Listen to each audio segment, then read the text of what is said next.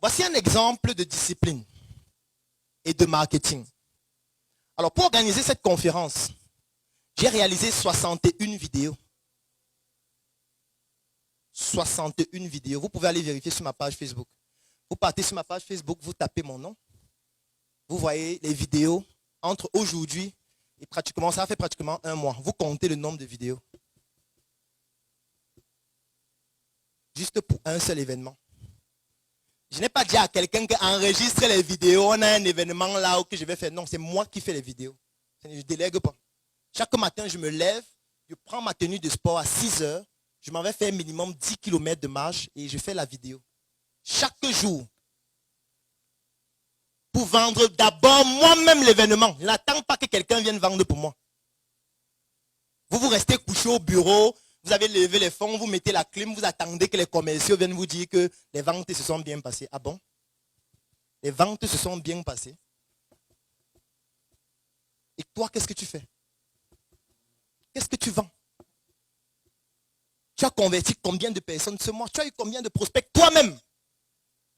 Et quand je parle de ça, c'est moi qui poste moi-même. Hein. Ce n'est pas, je ne délègue pas ça à quelqu'un.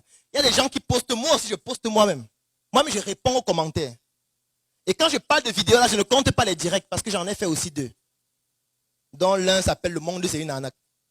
Dont le visuel a été conçu par moi-même. Parce que je ne voulais pas perdre de temps. Je suis allé moi-même, j'ai créé mon visuel sur Photoshop, j'ai publié, j'ai communiqué, j'ai fait mon direct moi-même. Il faut apprendre à le faire vous-même. Vous n'allez pas déléguer ce que vous ne comprenez pas. Aujourd'hui, je peux déléguer parce que je connais faire. Je peux dire à quelqu'un, voici ce que tu dois faire, voilà comment tu vas faire. Maintenant, il peut apporter sa touche personnelle pour avoir un résultat meilleur. Mais il aura déjà une base de ce que moi-même j'ai fait. Aujourd'hui, les gens veulent lever les fonds pour arrêter de travailler. Ils pensent que quand on a plus d'argent, on ne travaille plus. C'est que vous allez finir en prison. C'est comme ça que ça va se terminer.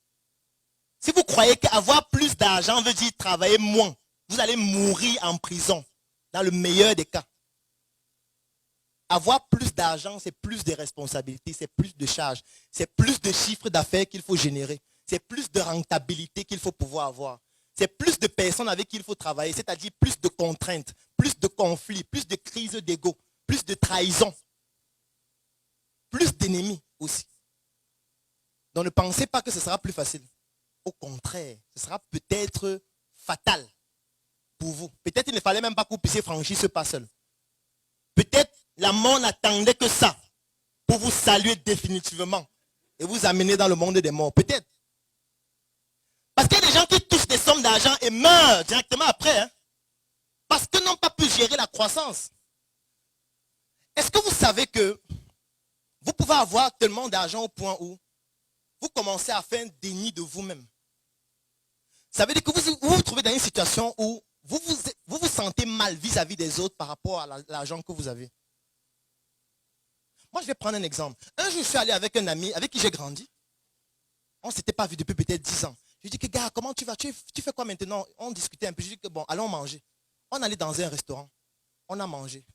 Dès qu'on a fini de manger, la facture était 45 700. J'ai sorti 50 000. J'ai donné et j'ai dit à la dame de garder le pourboire. En fait, jusqu'à aujourd'hui, il me rappelle ça.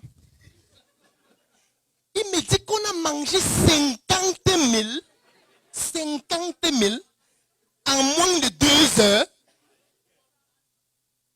En fait, c'est quand il m'a dit ça que je me suis rappelé que, mais attends, je n'aurais pas dû faire ça. J'aurais dû peut-être aller avec lui, on mange les beignets, on paye 1500 et puis je viens peut-être même en moto. Mais ça veut dire que je vais donc modifier ma vie pour m'adapter à lui. Ou je fais comment? Et ça devient un autre problème. Ça devient directement un nouveau problème qui est plus grave. Parce que là, les gens se disent que vous êtes en train de les snober, vous êtes en train de vouloir monter que vous avez de l'argent, alors que pour vous, peut-être, c'est même rien. Moi, je connais des gens qui partent. Moi, j'étais à Douala dernièrement au restaurant du Riche. Il y a des gens qui sont venus manger, ils ont dépensé 135 000 en moins de 2 heures. Juste pour manger pendant 2 heures. Ils mangent, ils boivent chacun du bon vin, machin et tout. Et puis ils s'en vont. Continuent la vie, normalement. Toi, c'est ton salaire de 2 mois. Mais comment ça ne va pas percuter ton cerveau? Mais comment les gens mangent mon salaire en 2 jours? De 2 mois en 2 heures. Comment? Pourquoi ils font ça? Le monde est injuste. Tu vas commencer à devenir gris, commencer à devenir... Mais en fait, gérer votre relation avec vos amis quand vous allez devenir plus riche? Ça va devenir difficile, hein? Parce que vous croyez que c'est simple. Ce n'est pas simple. Quand vous allez avoir des personnes avec qui vous êtes tous les jours, vous tapez les marches à pied, vous avez vos motos, et puis tu achètes ta voiture, ça change. Le simple fait de lui dire, viens, je te raccompagne. Pour lui, il va se dire, n'est-ce pas, tu as déjà la voiture. Il ne va pas forcément te dire ça directement. N'est-ce pas, tu as la voiture, tu veux me raccompagner, non? N'est-ce pas, c'est vous? N'est-ce pas, c'est vous qui êtes sur Internet, n'est-ce pas? Là, vos pères vous ont tout donné, non? Vos parents, vous avez grandi dans les familles favorisées, non? C'est ça qui va se passer. Est-ce que vous êtes capable de résister à ce type de critique chaque jour? Vous êtes capable? Vous êtes capable de résister aux gens qui vous insultent chaque jour? C'est que chaque jour, on dit que vous êtes dans la sorcellerie, vous êtes un homosexuel, vous dormez dans les tombes la nuit. Vous êtes capable de résister à ça chaque jour? Vous êtes capable de résister à la tontine que vous bouffez chaque semaine? Où tous les jours, on vous accuse de tout?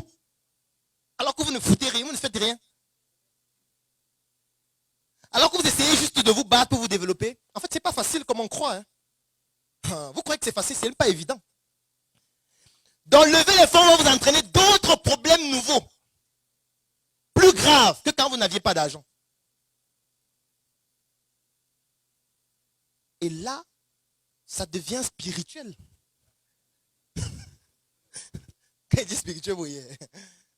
Alors, c'est un coffret qui est donc dans ce conditionnement, qui lui aussi, il est très beau. Les finitions, elles sont excellentes, tout simplement. Et quand vous ouvrez dans ce coffret, quand j'ouvre le coffret à l'intérieur, vous avez donc la notice. Alors, la notice, c'est quoi? Dans la notice, vous avez un tout petit document que j'ai conçu dans lequel vous avez les informations en ce qui concerne le coffret.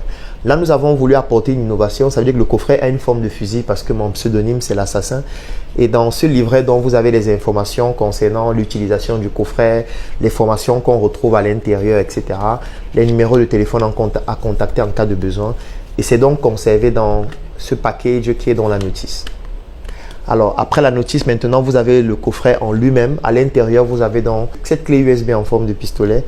Et voilà, qui est dans ce conditionnement en mousse qui est très bien fait. Les finitions sont excellentes.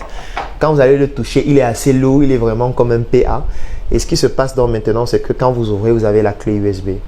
Et elle est brandée Claudel Noubissi. Alors, c'est une clé USB 3.0 de 128 Go qui comporte aussi toutes les formations à l'intérieur. Donc, c'est ainsi qu'est né le nouveau coffret VIP qui se présente donc ainsi. J'ai vendu mon lit, mon frère. J'ai arrêté de dormir, ma soeur.